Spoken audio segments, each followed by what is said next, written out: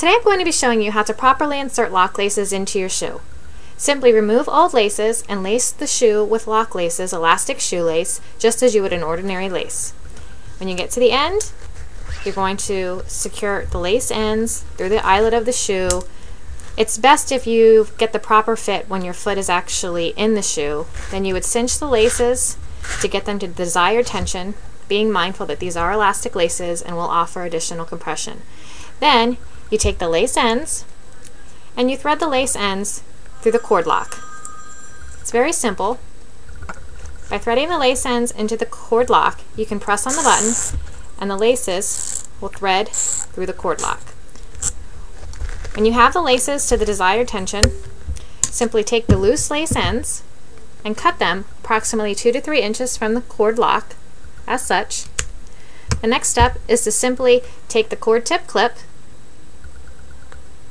insert the lace ends into the clip, positioning them to the very end of the clip, snap it into place, and your lock laces are securely fastened for the life of the shoe. Thank you for using lock laces.